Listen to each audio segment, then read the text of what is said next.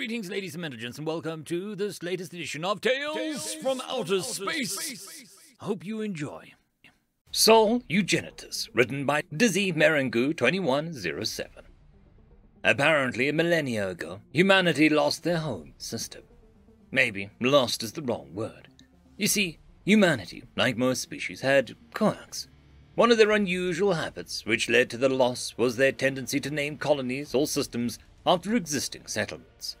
This led to around 400 systems, with names varying from the Sol system. Give a few hundred generations of people who have never even been to Terra or learned about it beyond its existence as their cradle world.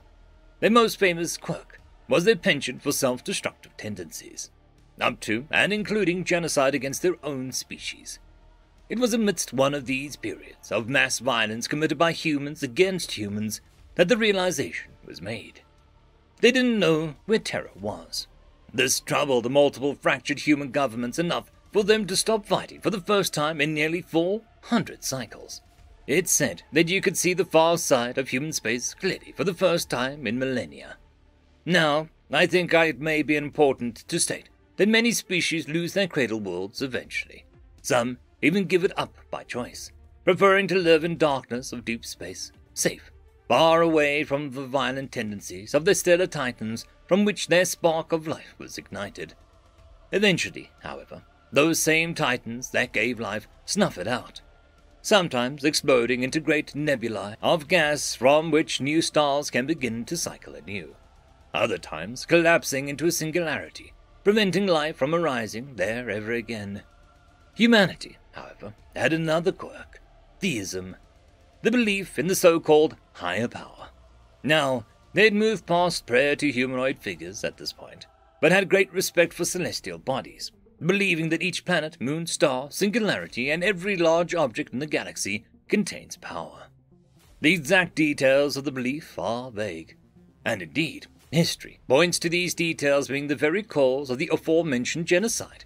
Yes, despite how outrageous two beings of the same species fighting to the death, and worse, in the name of being that they have no proof of the existence of sounds, humanity were experts. Regardless of the different beliefs of the individual factions of humanity, there was one system held in reverence above all: their crater world. Sol, Terra, Mars, Venus, Titan, the floating cities of Jupiter and Saturn, the 6 greatest achievements of mankind, jewels of technology and innovation and human ingenuity, the results of millions of cycles of dedicated terraforming, rejuvenation, civil engineering, and the installation of the first 10-plumb Dyson. A vast network of solar satellites captured the sun's energy to feed it back into itself, sustaining the star, whilst in the process siphoning enough power to power the great city planets in the system. And it had vanished. This is the United Confederacy of Allied Terrans, broadcasting into the dark. Sol, are you out there? A single message came from human space 1 centicycle after the guns had fallen silent.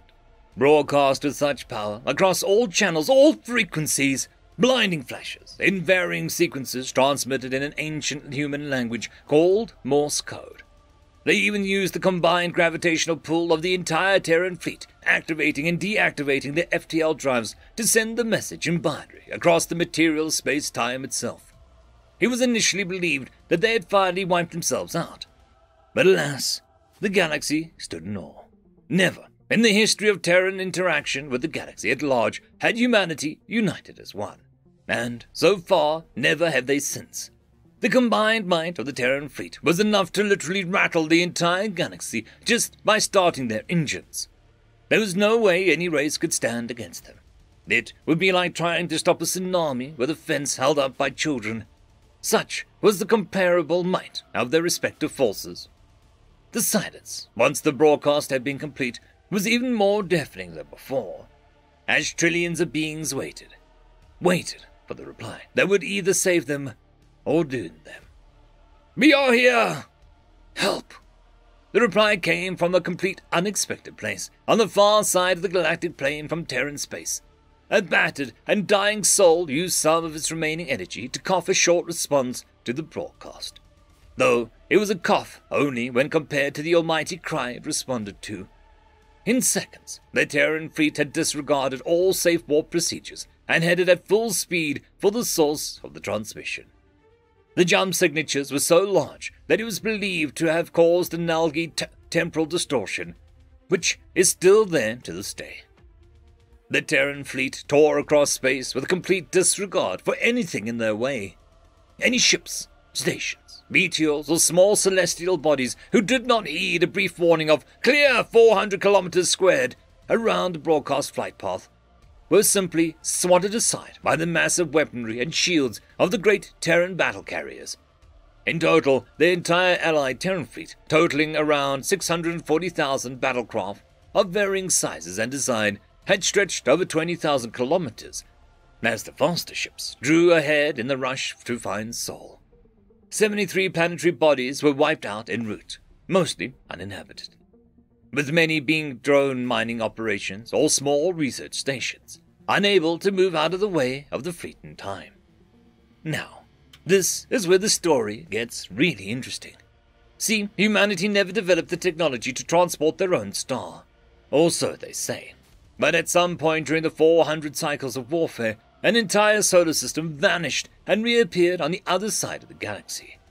When the Allied fleet arrived, Sol, their star, was dying. The Templum Dyson had been desecrated and was now spilling the star's lifeblood cleanly into the void.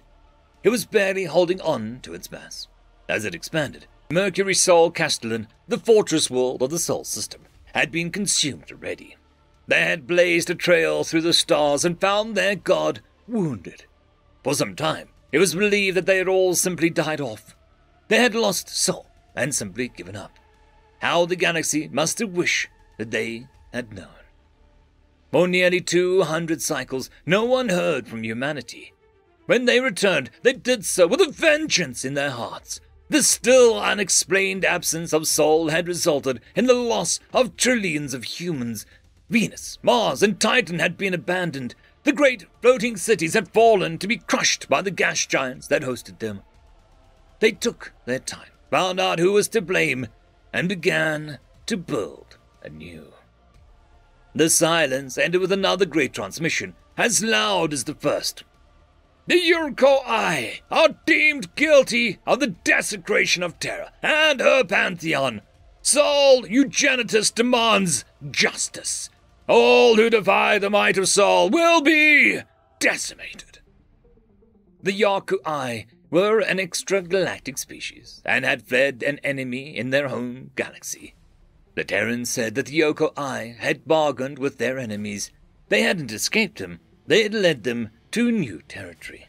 They blamed this new threat for the disappearance of their world and the desecration of their temples and gods. All of this broadcast as a data package alongside the original message. The Uruk-hai didn't even have the chance to put up a fight.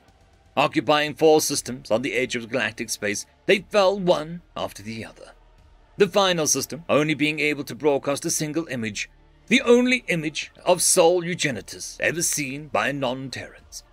A single still frame, shot from one of the last battle cruisers, as it spans out of control, falling into the gravity well of the local star, showed something that should have been impossible.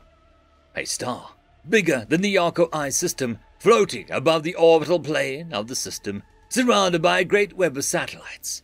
Sol itself had warped into the system, the satellite network of the Templum Dyson spinning rapidly against the rotation of the star, each satellite appearing to be brimming with weaponry, with the telltale blue flicker of shielding deflecting the currents of the violent deity they bound. Behind and above the star, the great planetary bodies of Sol arced away into the darkness, looking like an arm of a vengeful sun. And from this arm, glittering planets came hell itself, great gouts of plasma, which tore into the Uruk-hai ships like their shields and bulkheads had been made of tissue paper. The frame showed the cracked, red desert of Mars Alta had been peeled back further, revealing the eye of glowing green energy from a colossal laser installation, nearly 1,000 kilometers across. Even Venus Hortus, the meticulous Eden world of humanity, carefully engineered to support life forms from all periods in Terran history, poured forth violence in the forms of great hulking bioengineered monstrosities which were aimed at the Yarko I planets and unleashed. From Terra Mater came the largest ships ever seen, so large they were originally mistaken for small moons the Terrans had hurled at the Yarko I. These were surrounded by the great debris field, which was later revealed to be the escort fleet made up of thousands of massive battleships and carriers, each in turn swarmed by a blurry fuzz of fighter craft. The transmission went dead after this image was received, and the Yarko I are now extinct. In the aftermath, the galaxy would have united against humanity. Such was their horror at what the Terrans' vengeance looked like. But for the Terrans' next action, they disappeared. This time, the whole species just vanished. For years, many people assumed that they had wiped themselves out in the final battle. That was until the light from the nearest galactic cluster reached us. Great flashes of light, followed by extinguishing of stars. At the time, the distance made it impossible to tell what was happening. Near 1,000 cycles had passed since humanity had vanished, and they had been almost forgotten. Even if it was the humans, the stories must have been exaggerated. It would take millions of cycles and would be practically impossible to invade and destroy an entire galaxy. We were safe. The Xeniots had abandoned our galaxy in search of those who would desecrate their gods, and they would die out in the depths of space. Or so the story goes. 12 hours ago, the last star in the galaxy of Andromeda was extinguished. The entire galaxy had been reduced to an entropic state. It has been 3,400 years since the first star flashed out of existence. 9 hours ago, we picked up a massive gravitational signal moving towards us at incredible speed, along with the following transmission. The heathens are burned, their gods consumed.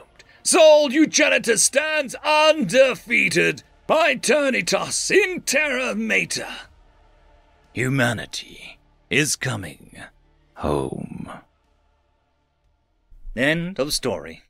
I'd quickly like to thank the T5 channel members and patrons. Caspar Arnholtz, Cam Maxwell, Lord Azrakal, Dragzoon WRE, Holly Sister, Ambrose Cattell, and Quantum Wednesday. Thank you very much.